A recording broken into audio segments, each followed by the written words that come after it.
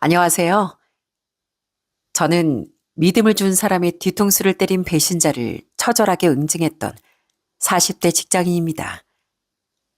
제 인생에서 이런 일이 있을 거라곤 꿈에도 생각을 못했어요.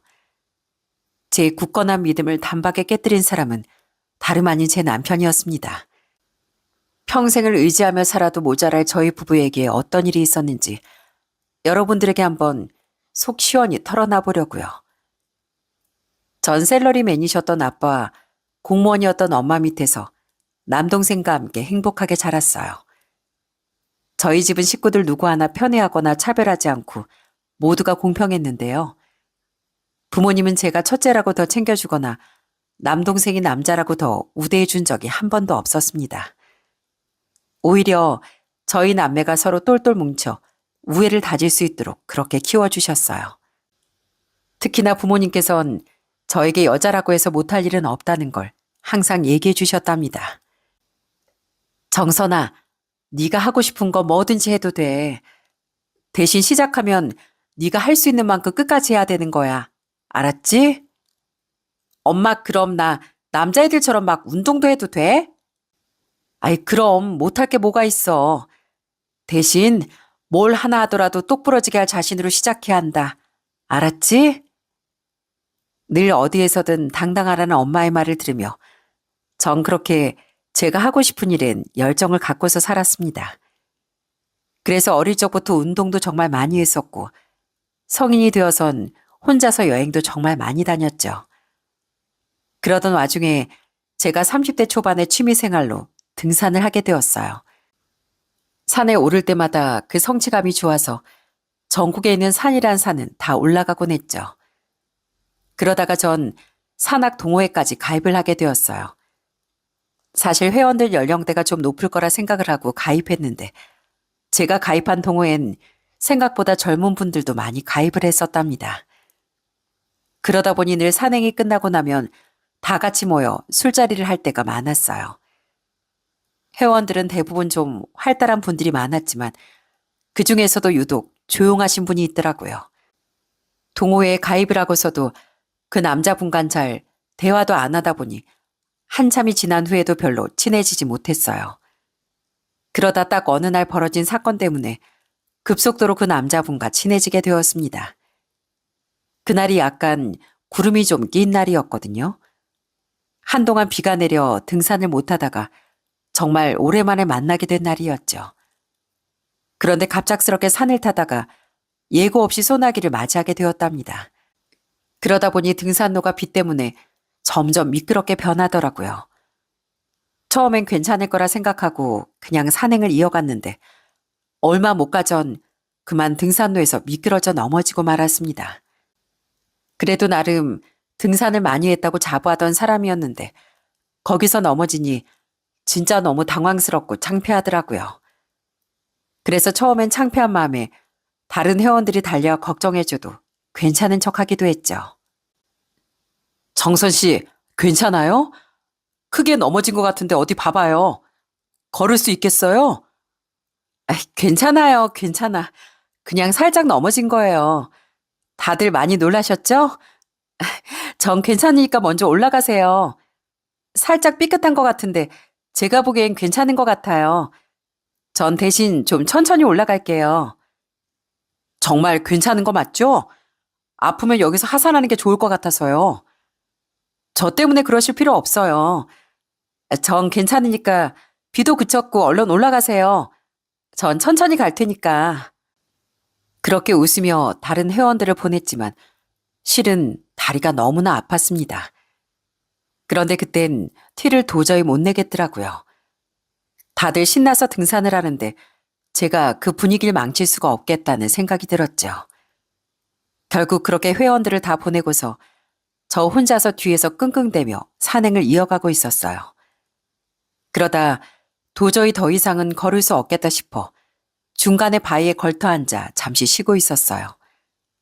그런데 그때 한 사람이 불쑥 앉더니 제 발목을 이리저리 봐주더라고요. 바로 그 사람이 저랑 친하지 않았던 그 남자였습니다. 아, 이거 좀 부은 거 보니까 상태가 많이 안 좋은 것 같은데요.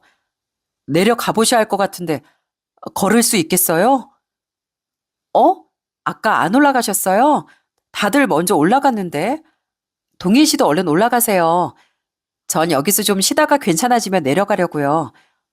올라가시면서 얘기 좀 해주세요. 전 아무래도 안 되겠네요. 혼자서 내려갈 수 있으시겠어요? 그러지 말고 제가 부축해 줄 테니까 같이 내려가요. 아니에요. 이번에 오랜만에 모인 건데 전 괜찮으니까 가세요. 저야말로 괜찮습니다. 이 산은 제가 수십 번도 더 와봤거든요. 그래서 올라가봤자 특별할 것도 없어요. 오히려 핑계대고 정선 씨랑 내려가서 좀 쉬죠 뭐. 자, 제가 부축해 드릴 테니까 일어나 봐요. 바닥 미끄러우니까 조심하고요. 매번 볼 때마다 무뚝뚝하고 표정도 없었던 그 남잔 생각보다 다정하고 섬세했습니다. 산에서 내려가는 동안 얼마나 절 잘 부축해 주는지 편하게 내려올 수 있었죠. 나중에 하산을 하고서 보니까 그 남자분 등이 땀으로 홀딱 젖어 있더라고요. 그 정도로 엄청 절 신경 써서 부축을 하셨던 거죠. 그날 전 그분이랑 다른 동호회 회원들을 기다리면서 산 아래에서 커피도 마시며 이런저런 얘기를 나누게 되었어요. 그런데 대화를 하다 보니 생각보다 참 사람이 진솔하고 생각도 좀 깊은 것 같이 느껴지더라고요. 그렇게 그날 이후로 그 남자와는 정말 많이 가까워졌습니다. 어느 순간부턴 산악 동호회 모임에 나갈 때마다 저도 모르게 그 남자가 왔는지 안 왔는지 찾게 되기 시작했죠. 저뿐만 아니라 그 남자도 저와 같은 마음이었어요. 그 뒤 저흰 자연스럽게 연애를 시작하게 되었죠. 연애를 하면서 더 깊이 알게 된 남자친구는 생각보다 훨씬 더 성실하고 좋은 사람이었다는 거예요. 저보다 2살이 많았던 남자친구는 정말 어른스럽고 진중했습니다. 늘 다른 사람들을 잘 배려하고 예절도 바르고 친절했어요. 그런 남자친구와의 연애는 늘 행복했습니다. 그렇게 저희는 2년여의 연애 끝에 30대 초반에 결혼에 꼴이 나게 되었어요. 저희 집에서도 시댁에서도 반대가 없으셨고 그렇게 수월하게 저희는 부부가 되었답니다. 결혼을 할 때 시댁에선 저희 신혼집을 마련해 주셨어요. 그러면서 시모가 당부하신 건 딱 하나였습니다. 바로 남편을 잘 챙겨달라는 거였죠. 우리 아들이 워낙 애가 순해서 그런지 밖에서도 이리 치이고 저리 치면서 상처도 많이 받았거든. 내가 너한테 부탁할 건 하나뿐이다. 그냥 우리 아들만 잘 챙겨줬으면 좋겠다. 네, 어머님 그건 걱정하지 마세요. 제가 정말 저희 남편 잘 챙길게요. 그래, 아무리 내 아들이라고는 하지만 내가 봐도 우리 아들은 정말 정직하고 착해. 그 마음 알면서 이용하는 사람들도 정말 많았고 넌 우리 아들 마음 이해하지? 옆에서 많이 챙겨주고 도와주면 우리 아들도 그만큼 너한테 잘할 거다. 그렇게 시댁에서 신혼집 마련에 도움을 주셨지만 비용 전부를 대주신 건 아니었다 보니 대출을 일부 받아야 됐고 대출금은 저와 남편이 공동으로 냈었습니다. 저나 남편이나 그저 평범한 직장인이다 보니까 엄청 여유로웠던 건 아니었지만 그래도 신혼집 걱정도 많이 덜었고 번 돈으론 알뜰살뜰 살림을 하면서 행복하게 생활을 했어요. 결혼을 하고서 저희는 아들 1명을 낳았고 2년 후엔 딸을 낳아 저희 집은 더욱 복작복작해졌습니다. 아이들을 키우는 일은 생각보다 힘들었어요. 특히나 일을 하면서 동시에 아이까지 키우다 보니 정말 하루가 어떻게 지나가는지 모를 때가 많았죠. 그래도 남편이 같이 으쌰으쌰 힘내면서 생활했습니다. 그렇게 아이들이 태어나고 나서부턴 1년이 진짜 순식간에 지나가더라고요. 그러다 좀 편안해진 건 애들이 초등학교에 들어갔을 때였어요. 아이들이 어느 정도 크니까 손도 많이 가지 않고 수월해지기 시작했답니다. 그러면서 생활이 안정을 찾더라고요. 그러던 어느 날 결혼한 지 12년 차가 되던 해 저희 집에 큰 위기가 닥치게 되었습니다. 바로 남편이 실직을 하게 된 거였죠. 사실 그 전부터 남편 회사가 임금도 자꾸 밀리고 위기가 있었는데 괜찮아질 줄 알았던 상황이 더 나빠져 한순간에 문을 닫게 된 거였어요. 제가 돈을 벌고 있긴 했지만 남편의 갑작스런 실직은 정말 당황스러운 일이었죠. 특히나 애들도 점점 커가는 상황에서 수익이 줄어들었으니 어떻게 해야 하나 걱정이 이만저만이 아니었습니다. 남편도 이것저것 다시 취직을 해보려고 해도 사실상 쉽지가 않았어요. 이미 40대가 넘어간 상황에서 재취업을 할 수 있는 곳은 마땅치 않았거든요. 그렇게 고민을 하던 와중 어느 날 남편이 저한테 조심스럽게 얘기를 하더군요. 여보, 내가 아는 선배가 한 명 있는데 그 선배가 운영하는 공장에 자리가 하나 났대. 내가 거기서 야간 일을 하면서 생활비를 벌면 어떨까? 공장에서? 그것도 낮에 하는 일도 아니고 야간 일을? 당신 정말 괜찮겠어? 그리고 하던 일도 아니잖아. 무리하는 거 아니야? 무리는 무슨, 몸으로 고생해야지. 애들도 커가는데 이렇게 손 놓고 가만히 있을 순 없잖아. 걱정하지 마. 그 선배가 옆에서 잘 알려준다고 했으니까 괜찮을 거야. 사실 전 남편이 공장에서 일한다고 하니 정말 걱정이 많았습니다. 사무직으로 일하던 남편이 과연 잘할 수 있을까? 힘들진 않을까? 내가 말려야 하나 싶더라고요. 그런 제 마음을 알았는지 남편은 절 데리고 공장에 가 선배를 소개해 주기도 했어요. 직접 공장에 가서 보니까 외국인 근로자분들도 많았는데 다들 좀 힘들어 보이더라고요. 그 모습을 보니 걱정도 되어 그 선배분한테 조심스럽게 부탁도 드렸답니다. 저희 남편이 공장 일은 처음이라 정말 잘 부탁드려요. 아유, 제가 더 잘 부탁하죠, 재수 씨. 요즘 솔직히 젊은 사람들 이런 일 잘 안 하려고 하는데 동생이 40 중반밖에 안 됐는데도 한다고 해서 솔직히 저 놀랐습니다. 얘가 어릴 적부터 책임감도 진짜 강하고 그래서 그런지 결혼하고서도 일 시켜달라 그러더라고요. 자식들 키워야 한다면서 그 정도로 책임감이 참 강한 친구입니다, 얘가. 저희 남편 잘 봐주셔서 감사해요. 앞으로도 정말 잘 부탁드려요. 일손도 많이 딸렸는데 오히려 제가 더 고맙죠. 걱정 마십시오. 동일이 잘할 겁니다. 그렇게 남편은 공장 일을 다니게 되었어요. 다른 것보다 몸 쓰는 일이니 전 남편이 걱정되었지만 남편은 힘든 내색도 하지 않고 정말 씩씩하게 열심히 일하더라고요. 그런 모습을 보면서 정말 남편에게 신뢰가 더 많이 갔던 건 사실입니다. 늘 퇴근하고 들어오면 아침이었는데 전 출근하기 전에 매일같이 남편 팔다리를 주물러주곤 했어요. 여보, 앉아봐. 여기 어깨 쪽도 많이 뻐근하지? 처음엔 많이 힘들다고 하더라고. 당신 진짜 고생이다. 고생은 무슨. 처자식 있는 남편이 이렇게 열심히 일을 해야지. 그래야 가장으로서 체면이 서는 거지 뭐. 내 걱정은 하지 마, 여보. 내가 정말 어떻게든 다시 재기할 거니까. 그래, 난 당신 믿어. 어디서든 분명 똑부러지게 잘할 거야, 당신은. 남편은 항상 씩씩하게 얘기했지만 날이 갈수록 살이 쭉쭉 빠지는 게 눈에 보이더라고요. 그래서 전 밥도 늘 보양식으로 차려주곤 했습니다. 퇴근하고 바로 밥을 먹고 자야 되니 아침부터 든든하게 먹을 수 있도록 챙겨주고 출근했죠. 저녁이면 남편이 출근하기 전에 되도록 잘 먹을 수 있게 백숙도 하고 장어도 사서 구워주고 그렇게 기력을 채워주려고 노력했답니다. 그렇지만 아무리 그렇게 잘 먹이고 푹 쉬게 해줘도 하던 일이 아니라 그런지 남편은 통통했던 몸매가 쫙 빠져버리더군요. 그런 모습을 좋지 않게 봤던 건 바로 시모였고요. 가끔 시댁에 갈 때면 시모는 남편 모습에 엄청 속상해했어요. 남편이 집안에서 장남이었는데 거기다가 남편 밑으로 신우만 둘이라 귀한 아들이었거든요.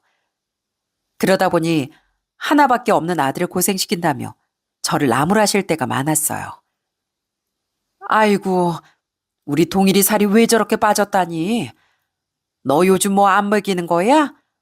아, 그렇게 덩치 좋던 우리 아들이 언제 저렇게 살이 빠져가지고선 볼 때마다 빠지는 게 내가 아주 너무 속상하다, 얘.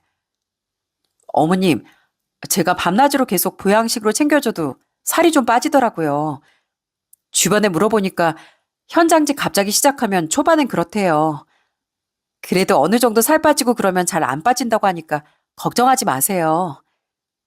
아휴, 아무리 그래도 저건 너무하지 않니? 네가 뭘 잘 안 먹이는 거 아니야? 말만 보양식 먹인다고 하고 부실하게 먹이는 거 아니냐고. 이 시애미 앞에서만 잘하는 척하는 거 그런 거 아니지? 나 우리 아들 고생하는 걸 솔직히 보고 싶지 않다. 네가 옆에서 공장 다니라고 막 부추긴 거 아니야? 어머님, 제가 무슨 남편들이 힘든 일 하라고 부추기겠어요. 남편이 스스로 알아보고 시작한 일인 거 어머님도 잘 아시잖아요. 알긴 알다만 그래도 제가 원래 하던 일도 아니고 네가 옆에서 돈돈거리니까 어쩔 수 없이 시작한 거 아닌가 해서 하는 말이야. 어쨌거나 좀 잘 챙겨라. 네가 더 신경 써야지. 그렇게 노력하고 챙겨줘도 부족하게만 보는 시모를 볼 때마다 참 속상하더라고요. 아무리 제가 잘한다고 말해도 시모 믿지도 않았습니다. 거기다가 남편이 갑자기 힘든 일을 하는 게 다 제 탓이라고 생각하기 시작하더라고요. 어느 날은 시댁에 갔더니 제 가방을 보고 시모가 지적을 하시는 거 있죠?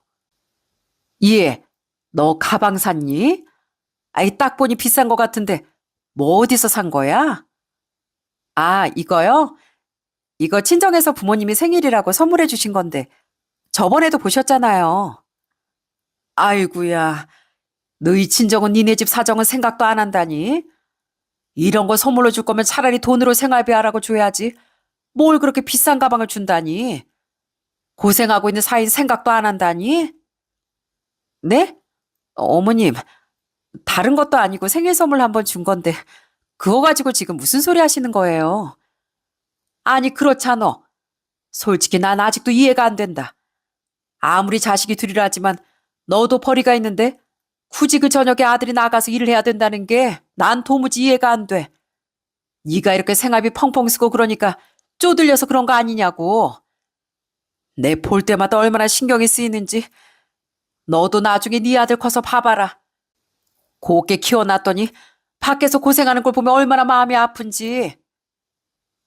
은근히 남편이 공장에 다니는 게 시모는 제 탓으로 생각하시니 점점 전 시댁과 거리를 둘 수밖에 없더라고요. 더군다나 철없는 시누이들은 어찌나 그렇게 바라는 게 많은지 마치 저희 남편이 벌어오는 돈을 무슨 자기들 돈처럼 생각을 할 때가 많았습니다. 한 번은 시누이들이 살을 뺀다며 헬스장 등록비를 당연히 내달라는 거예요. 언니, 오빠 요즘 공장 다니면서 돈 많이 번다면서요? 그 돈 우리 헬스장 등록해주면 안 돼요? 요즘 살이 너무 쪄서 좀 빼야 될 것 같은데. 네? 아가씨 저번에도 아가씨 학원 다닌다면서 돈 내달라고 하더니 학원 등록도 안 했잖아요. 그거 알고 오빠가 절대 다음엔 안 된대요. 그런 게 어딨어요. 언니 괜히 우리한테 돈 쓰기 싫어서 그런 거 아니에요? 솔직히 오빠 그렇게 고생하면서 버는 돈, 언니가 벌어오는 돈에 비하면 훨씬 더 많을 텐데. 나머지 본가 식구들한테 쓰는 거죠. 뭐 언니가 안 된다 뭐라 할 건 아니잖아요. 오빠 보니까 혼자서 생고생하면서 돈 버는 것 같은데 언니 혼자 쓰려고 그러는 거예요? 좀 너무하네요. 그럼 아가씨가 오빠한테 직접 얘기해요. 제가 뭘 혼자 쓰려고 그런다 그래요? 아휴, 왜 그래요, 새언니. 그냥 좀 해줘요. 오빠 고생하면서 번 돈 우리 집 지분도 있는 거 아니에요? 엄마 아빠가 신혼집까지 해주니까 언니 지금 그렇게 편하게 살 수 있는 거 다 오빠가 고생하면서 돈 버니까 그런 건데 아이 좀 나눠줘요. 정말 뻔뻔하게 말하는 시누이들을 볼 때마다 어처구니가 없었지만 신우들은 날이 갈수록 철이 더 없어질 뿐 정신을 차리지 못하더라고요. 공장 일을 하면서 남편 벌이가 좀 늘어나니 그게 당연히 시댁에도 가야 된다고 생각하는 게 정말 어이가 없었죠. 저희한테 그렇다고 뭘 대단하게 해주는 것도 아닌데 그놈의 신혼집 하나 해준 걸로 10년을 넘게 이러고 닥달을 하니 참 속이 터지더군요. 그리고 시댁도 시댁이었지만 무엇보다 시간이 지날수록 남편도 점점 달라지기 시작하더라고요. 어느 날부턴 아침에 딱 들어오면 술 냄새가 날 때도 있었답니다. 그럴 때마다 물어보면 남편은 대수롭지 않게 얘기를 하더라고요. 나왔어. 아우, 피곤해. 고생했어, 여보. 어? 근데 이게 무슨 냄새야? 당신 술 마셨어? 아, 오늘 일이 좀 일찍 끝나서 아침에 선배랑 한 잔 마셨지. 아침밥은 먹고 왔으니까 차리지 마. 나 바로 씻고 잘 거야. 술 냄새가 이렇게 많이 나는데 대체 얼마나 마신 거야? 그리고 이거 무슨 냄새야? 무슨 향수 냄새도 나는데? 향수? 에이, 그냥 다른 손님 향수 냄새 때문이겠지. 아무튼 나 피곤해. 들어가서 씻고 잔다. 당신도 출근 잘하고.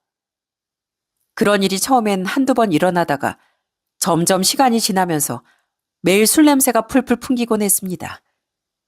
그러다 보니 좀 이상하다는 생각도 들더라고요. 아무리 그래도 일 끝나고 맨날 술을 마시는 게 정상인가 싶었거든요. 처음엔 현장에서 몸을 쓰며 일을 하니 그럴 수 있다 싶다가도 이상하게 향수 냄새나 이런 것도 같이 풍겨오니 수상하더라고요. 그러던 어느 날 집에 남편 앞으로 우편물 하나가 날라왔습니다. 그런데 발신질 보니 다른 것도 아니고 경찰서더라고요. 도대체 무슨 일이길래 경찰서에서 우편이 날아왔을까 싶어 전 바로 그 우편을 열어봤습니다. 그런데 그 내용을 보고서 전 정말 기절초풍하는 줄 알았어요. 그건 바로 경찰 출석 요구서였거든요. 출석 요구서라뇨? 뭔가 잘못한 게 있거나 사건에 휘말리면 받는다던데 남편 이런 일에 휘말릴 게 뭐가 있을까 해서 놀라서 내용을 보니 그건 직업안정법 위반 혐의였습니다. 전 이게 뭔지 그때는 정확히 알지 못했어요. 나중에 남편의 실체를 알고 나서야 모든 진실을 알게 되었죠. 그때가 마침 남편이 쉬는 날이라 전 바로 남편에게 그 우편물을 들고서 따져 물었습니다. 여보, 이거 뭐야? 경찰서에서 보낸 건데 출석 요구서라니. 당신 야간에 힘들게 일하면서 고생한 것밖에 없는데 갑자기 이게 뭐야? 아니, 그게 아니라 좀 오해가 있었어. 별거 아니야. 별거 아니라니. 경찰서에서 출석 요구서 받는 사람이 어디 흔해? 이게 뭔데? 뭐 때문에 대체 그런 건데? 별거 아니라니까. 아니, 근데 왜 남의 우편물을 함부로 뜯어봐? 아무리 부부 사이라고 해도 이렇게 마음대로 뜯어보는 건 좀 아니지 않아?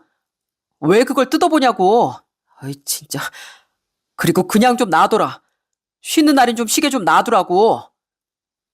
전 남편이 제대로 설명도 안 하고 다짜고짜 화를 낸다는 게 너무 어처구니가 없었어요. 아니, 오해라면 저한테 어떤 일이 있었고 이런 걸 다 설명할 수 있는 거 아닌가요?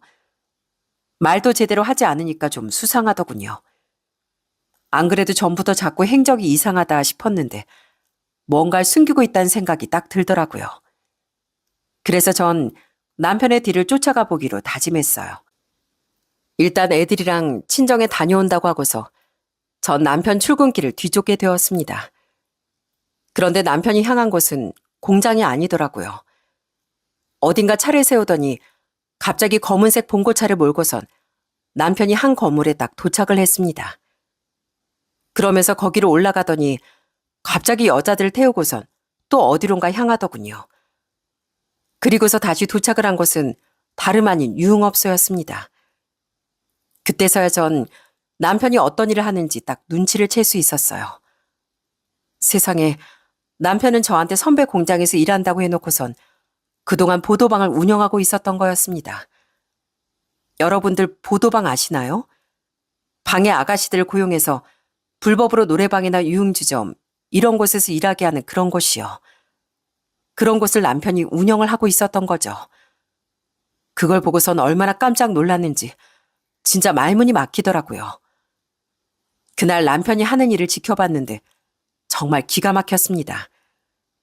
아가씨들을 이곳저곳에 데려다 주면서 사장인지 실장인지 아는 사람들한테 현금을 받기도 하고 그러는 걸 보는데 진짜 제가 지금까지 알던 남편이 맞는가 싶더라고요. 결국 전 정차돼 있던 봉고차를 향해 문을 두드렸습니다. 당연히 그 안에 있던 남편은 깜짝 놀랐죠. 처음엔 안에서 분명 좀 놀란 얼굴이 보이는데 문을 도무지 안 열어주는 거예요. 전 밖에서 문을 열라며 조용히 얘기를 했습니다. 문 열어. 다 아니까 문 열라고. 그러자 남편은 슬쩍 창문만 내리고선 조용히 얘기를 하는 거예요. 여보, 아니, 여긴 어떻게 왔어? 두 번 말 안 할 거야. 당장 나와. 빨리 나오라고. 아이, 참. 그러더니 남편은 결국 봉고차에서 내리더라고요. 옷도 어디서 그렇게 갈아입었는지 공장 간다며 입었던 작업복이 아니라 무슨 건달처럼 이상하게 옷까지 챙겨 입은 모습을 보면서 진짜 기가 차더군요. 화려하게 번쩍번쩍 비치는 유흥주점 네온사인 아래에서 전 남편에게 차분히 얘기를 했어요. 거기서 진짜 조금만 방심하면 당장이라도 뒤엎어버릴 것 같아 되도록 전 침착함을 잃지 않으려고 했죠. 그런데 남편의 행동이 진짜 기가 막히더군요. 지금 이게 뭐 하는 짓이야? 당신 여태 나한테 거짓말하고 지금까지 이런 짓 하고 있었어? 어떻게 자식까지 있다는 사람이 이런 짓을 해? 나도 먹고 살려고 하다 보니까 어쩔 수가 없었어. 내 나이 이제 무슨 일을 하겠어? 이런 일이라도 해야지. 뭐? 지금 그걸 말이라고 해? 그럼 공장은 어떻게 된 건데? 공장일 하다 보니까 너무 힘들고 지쳐서 또 몸이 힘든 거에 비해 돈도 안 되는 것 같고 그래서 그만뒀어. 근데 그걸 당신한테 어떻게 얘기를 해? 나도 뭐라도 하면서 먹고 살아야 될 거 아니야. 한 번만 봐줘. 어? 내가 이걸로 돈만 많이 벌면 딱 그만둘게. 뭐라고? 지금 바로 그만두겠다는 것도 아니고 돈을 벌어서 그만두겠다고? 지금 그게 말이야 막걸리야? 그 말이나 된다고 생각해? 당신은 어떻게 그런 소리 할 수가 있어? 당신이 그러고도 애 아빠야? 애 아빠냐고. 그러자 남편은 오히려 적반하장으로 저에게 화를 내기 시작하더군요. 아이, 그럼 어쩌라고? 내 나이에 지금 무슨 일을 하라고 나한테 큰 소리야? 그리고 내가 뭐 하고 싶어서 해? 다 처자식 먹여 살리겠다고 하는 거잖아. 그럼 뭐라도 하는 남편한테 고마워해야지. 어디서 큰 소리야? 당신 지금까지 생활비라고 썼던 거 내가 다 이러면서 번 거야. 잘만 써놓고선 지금 무슨 소리 하는 거야? 지금 뭐라 그랬어? 그럼 그게 정당하다는 거야? 어떻게 그런 소리 아무렇지 않게 해? 당신이 불법을 저질렀으니까 경찰에서도 조사받으러 나오라고 한 거 아니야. 근데 그래 놓고서 뭐가 그렇게 당당해서 큰 소리야? 당당하지 않을 것도 뭐가 있는데 이것도 엄연한 일이야. 이런 일도 있지만 저런 일도 있는 거지. 뭘 그거 가지고 그렇게 예민하게 굴어? 아, 몰라. 난 이거 그냥 계속 할 거니까 정 싫으면 내가 주는 생활비 받지 마 그럼. 그럼 되겠네. 그렇게 남편과 실랑이를 하고 있던 그 순간 갑자기 한 술에 취해 보이는 여자가 끼어들더니 대뜸 화를 내기 시작하더라고요. 아줌마 누구예요? 누군데 우리 오빠한테 삿대질해요? 왜 소리를 치냐고요? 뭐야, 당신은 누군데? 나? 나 오빠 애인이거든요? 왜 우리 오빠한테 화를 내요? 애인? 진짜 가지가지 하고 앉아있네. 야, 난 이 사람 와이프다. 뭐라고요? 와이프요? 처음엔 그 여자가 좀 당황스러워 하더라고요. 남편은 그 여자 옆에서 어쩔 줄 몰라 하고 있었고요. 불법적인 일을 하는 것도 모자라 여자까지 만나고 있다니 진짜 남편이란 작자의 밑바닥을 이번에 제대로 보는구나 싶었어요. 그런데 이 애인이란 여잔 진짜 술이 얼마나 취했는지 휘청거리며 절 비웃었습니다. 와이프? 오빠 그럼 이런 아줌마랑 여태껏 산 거야? 아휴, 딱 봐도 60kg 넘어 보이는데 완전 못생겼다. 오빠가 불쌍하다 불쌍해. 그러니까 나한테 홀라당 넘어왔구나? 야, 그만해. 아, 왜? 아줌마, 그 몸매로 와서 여기서 행패 부리지 말고 집에 가서 발이나 닦고 주무세요. 난 오빠랑 할 일이 좀 남아있거든요. 뭐? 야, 너 지금 말 다 했어? 이게 어디서 그따위 말이야? 아, 이 아줌마가 진짜. 아줌마, 나 그렇게 만만한 사람 아니거든? 나한테 머리채 한번 잡혀볼래? 그러더니 제 옷을 붙잡는 그 여자를 전 바로 안다리를 걸어 한 방에 제압을 해버렸습니다. 술에 취하기도 했지만 진짜 그냥 한 손으로 제가 딱 넘길 수 있을 정도로 비리비리하고 힘도 없는 여자였더라고요. 그러자 그 여자는 나가 떨어지더니 고래고래 소리를 치며 자리를 떠나버렸어요. 아줌마, 아줌마 내가 너 신고할 거야, 신고. 신고? 신고 내가 해야지. 어디서 가정 있는 남자를 건드려? 나야말로 너 신고할 거야. 그러자 그 여자는 불이 나게 자리를 피해버리고 말았습니다. 남편은 절대 만나는 여자가 아니라며 그제서야 해명을 하더라고요.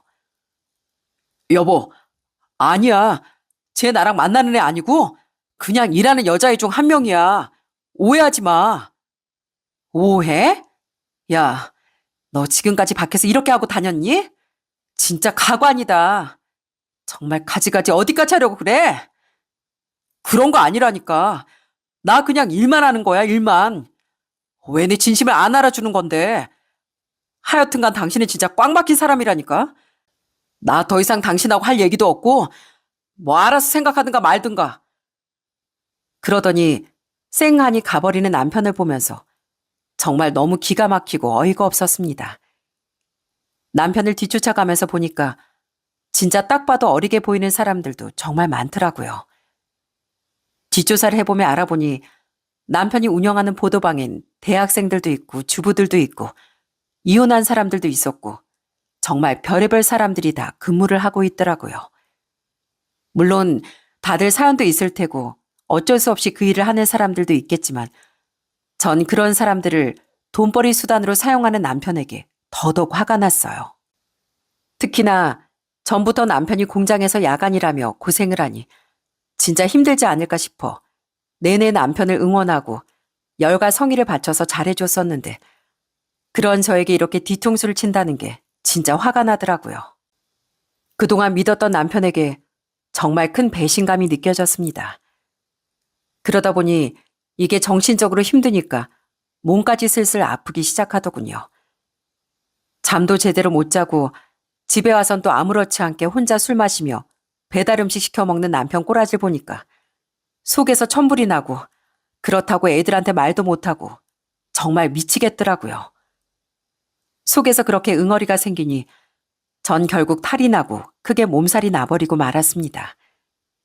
그런데 마침 그때가 시댁 제사였어요. 전 몸도 너무 아프고 더군다나 남편과 더 살아야 되나 말아야 되나 막 고민을 하고 있었던 때라 굳이 거기에 가야 할 필요를 못 느꼈습니다. 그래서 시댁에 연락을 하고서 제사에 안 갔죠. 그런데 그 다음날 시모에게서 전화가 왔더라고요. 전 제가 걱정돼서 전화를 하신 줄 알았습니다. 그런데 딱 받자마자 내뱉는 시모의 말에 전 정신이 번쩍 들었죠. 뭐 많이 아프냐? 아이고 누군 새벽까지 잠도 못 자고 일하는데 누군 아프단 핑계로 내내 누워있으니 참 좋겠다 넌. 아무리 아파도 제사엔 와야 하지 않겠어? 어머님, 제가 오죽하면 안 갔겠어요. 지금 그 말 하시려고 전화하신 거예요? 저 아직 몸 상태 안 좋아서요. 다음에 전화 드릴게요. 아니 그것보다도 너희 그 집 처분하고 우리 집에 들어와 살거라. 이대로는 도저히 안 될 것 같아 사는 말이니까 그냥 얼른 정리하고 들어와. 네? 그게 무슨 소리세요? 갑자기 집을 내놓고 들어와서 살라뇨. 어머님 제가 왜 그 집으로 들어가야 돼요? 니네 집 우리가 해준 거 아니냐. 니들 잘 살라고 해줬더니만 감사한 줄은 모르고 그따위로 살고 있는데 내가 속이 안 터지겠어? 잔말 말고 빨리 처분하고 들어와. 정말 다짜고짜 대뜸 시댁으로 들어오라는 시모의 말을 들으며 너무나도 어이가 없었어요. 고작 제사에 참석하지 않았다고 해서 집까지 처분하라는 게 진짜 이해가 안 되더군요. 안 그래도 남편 때문에 진짜 심란해 죽겠는데 시모까지 저러니 머리가 돌아버리는 줄 알았습니다. 그렇다고 몸 컨디션도 좋지 않은데 거기다 신경을 쓰고 싶지도 않았어요. 그래서 처음엔 그냥 좋게 얘기를 하려고 했었죠. 그런데 이 시모는 제 화에 아주 불을 지펴버리더군요. 어머님, 전 그럴 생각 없습니다. 다짜고짜 집을 처분하라뇨. 그렇게는 안 합니다. 네가 그러고 안 그러고 선택 권한이 어딨어? 너도 양심적으로 생각을 한번 해봐라. 네 남편은 뼈가 빠지게 밖에서 일하는데 넌 집에서 대충 챙겨주고 앉아있으니 내가 널 그대로 둘 것 같니? 내가 너 데리고 살면서 제대로 시집살이 좀 해야 되겠다. 그래야 너도 정신 차리지. 지금껏 며느리라고 그래도 오냐오냐 했더니만 아주 제대로 하는 것도 없고 말이야. 어? 너 해도 해도 너무한 거 아니냐? 우리 아들 그렇게 일하면서 10kg도 넘게 빠졌어, 얘. 얼마나 네가 남편을 챙기지 않았으면 그 덩치 큰 애가 그렇게 살이 빠져? 도저히 안 되겠으니까 집으로 들어와 살아라. 내 아들은 내가 직접 챙겨야 되겠으니. 부동산에 매물로 내놓았으니까 그렇게 알아. 어머님, 그걸 대체 왜 매물로 내놓는데요? 그럼 어머님 아들도 매물로 내놔도 되겠죠? 아이, 그게 무슨 소리야? 우리 아들이 물건이냐? 네가 뭐 내놓으라 말아 하게. 이것 봐라, 이것 봐. 우리 아들을 평소에도 얼마나 무시하고 다녔으면 우리 아들을 매물로 내놓느니 많이 할 수가 있어. 밖에서 공장 다니면서 고생하는 건 고생도 아니냐? 다른 사람들한테 좀 물어봐. 이 정도로 가정에 헌신하는 남편이 어디 있나? 네, 시모는 본인 아들만 정말 생고생하면서 가정을 지키고 있다고 생각했던 거였어요. 제가 고생하는 건 별것도 아니고 자기 자식만 그렇게 고생한다고 생각하니 제가 제사에 안 갔던 게 아주 꼴배기가 싫었던 거죠. 전 그래서 시모에게 진실을 말해줘야 되겠다 싶었습니다. 네, 마음대로 하세요 그럼. 전 그럼 앞으로 며느리 그만하겠습니다. 아드님 데리고 직접 챙기시든지 마시든지 알아서 하세요. 뭐? 너 뭐야? 뭔데 그렇게 당당해? 뭔데 그렇게 시어머니한테 당당하냐고? 남편이 그렇게 고생하면 남편을 떠받들고 살면서 시댁에도 잘해야지. 근데 오히려 반대로 큰 소리를 쳐? 아주 그냥 너 엉망진창이구나. 저기 어머님, 그 잘난 아들 있죠? 뭐 얼마나 가정에 충실한지 아시고선 하시는 말이세요? 저도 어머님 아들이 매일 야간 근무하면서 가족 위해서 열심히 사는 줄 알았어요. 근데 그게 아니더라고요. 세상에나 밖에 아가씨 상대로 돈 벌고 있더라고요. 보도방이라고 들어보셨죠? 적개건들 알선해주는 그런 곳이요. 그런 곳에서 어머님 아들이 일하고 있어요. 그러자 시모는 무척이나 당황스러워하면서 저한테 되묻더라고요. 당연히 시모는 당황스러울 수밖에 없겠죠. 시모는 자기 아들이 진짜 성실하고 정직하고 법 없이도 살 사람이라고 늘 말했었거든요. 뭐? 지금 그게 무슨 소리야? 우리 아들이 설마 그런 일을 하겠어? 우리 아들같이 착한 애가 어디 있다고. 무슨 그런 일을 해? 내 아들은 그런 일 할 일도 없어. 말도 안 된다. 말도 안 돼. 제가 직접 다 눈으로 목격하고 사실 확인까지 하고 말씀드리는 건데요. 그런 남편을 제가 지금껏 성심성의껏 모시며 살았는데 얼마나 제 속이 문드러지겠어요. 그래서 이렇게 몸살나고 아픈 건데 그깟 제사 한번 못 갔다고 신혼집을 내놓으신다고요? 그런데 그 신혼집 진짜 어머님이 다 해준 거 아니잖아요. 비록 남편 명이지만 대출금 저도 갚았거든요. 근데 왜 무작정 매물로 내놓으신다고 하세요? 절대 그냥은 처분 못합니다. 뭐라고? 당연히 우리가 돈을 냈으니까 우리 집이지. 난 너한테 한 푼도 못 준다. 절대 못 줘. 그건 두고 보면 알겠죠. 그리고 이 집 걱정할 시간에 아드님 걱정 먼저 하세요. 경찰에서 조사받으러 나오라던데 조용히 넘어갈 수나 있겠습니까? 거기다가 상간녀도 있던데 위자료도 준비하셔야 되겠네요. 내 아들이 그럴 리가 없어. 내 아들이 얼마나 착한 아들인데. 내가 얼마나 정직한 아들을 키웠는데. 내가 법 없이도 정직하게 살게 키웠는데. 네가 아주 내 아들을 모함하는구만. 절대 그럴 일 없다. 없어. 그러더니 시모는 황급히 전화를 끊어버렸습니다. 그 뒤로 정말 시댁엔 난리가 났어요. 남편도 시댁에 제가 말했다는 걸 알고선 엄청나게 저한테 화를 내더라고요. 그렇지만 남편은 더 이상 저한테 따지지도 못했습니다. 그로부터 며칠 후 남편은 구속이 되었거든요. 구속되어서 조사를 받게 되니 그제서야 시댁에선 저한테 미안하다고 사과하며 남편을 용서해달라고 계속 부탁을 하더라고요. 애미야, 아무리 미워도 네 남편이고 애들 아빠잖니. 걔가 나쁜 뜻으로 그런 것도 아니고 돈 벌어보려고 그랬다는데 네가 한 번만 좀 용서해주면 안 되겠니? 용서요? 아니요. 더는 못하겠는데요. 들어보니까 남편이 이게 처음이 아니더라고요. 어머님도 아셨죠? 보아하니까 20대 때도 이런 일 했었다던데. 그때 처벌받고서 이번에 또 걸리니까 가중처벌 받게 된 거라던데요.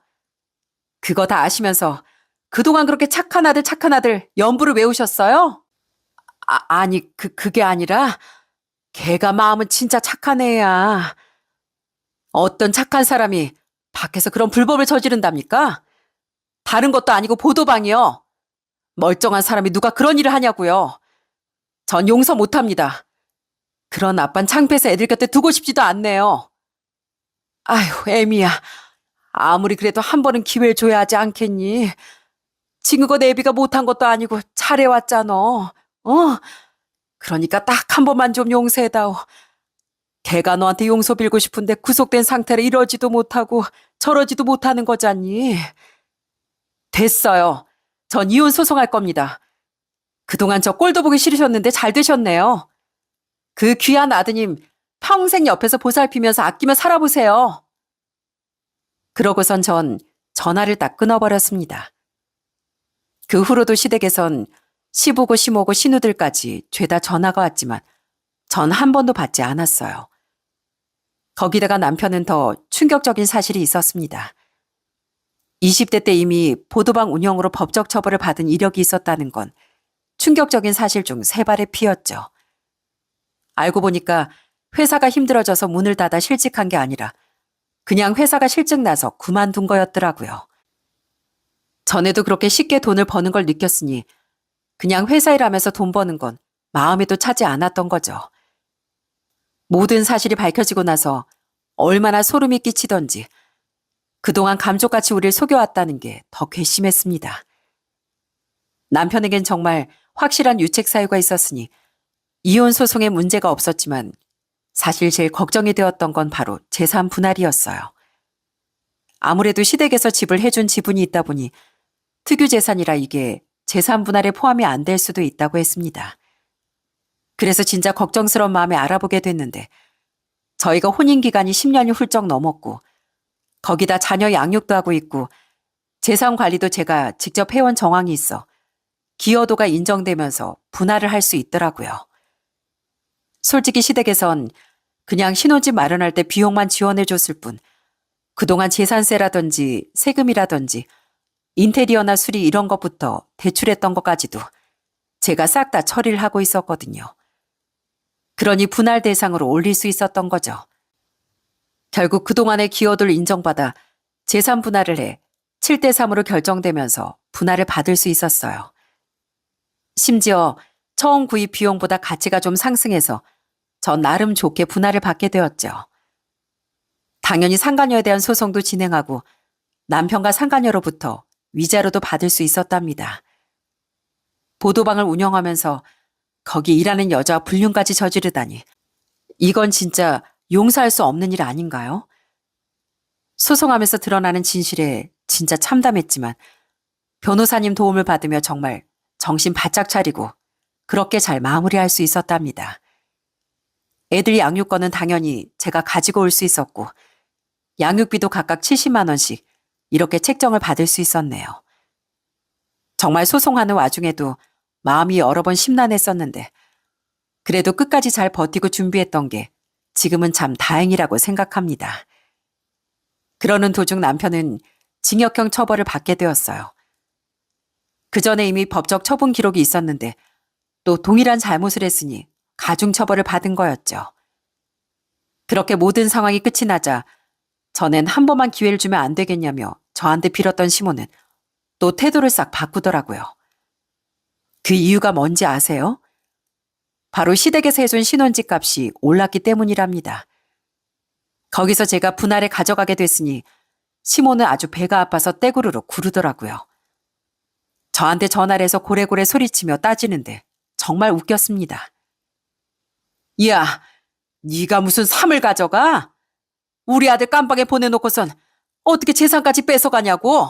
어? 그 돈이 어디서 난 건데 니까지게 그 돈 벌지도 못하면서 그 돈을 가지고 가? 내놔. 당장 내놓으라고.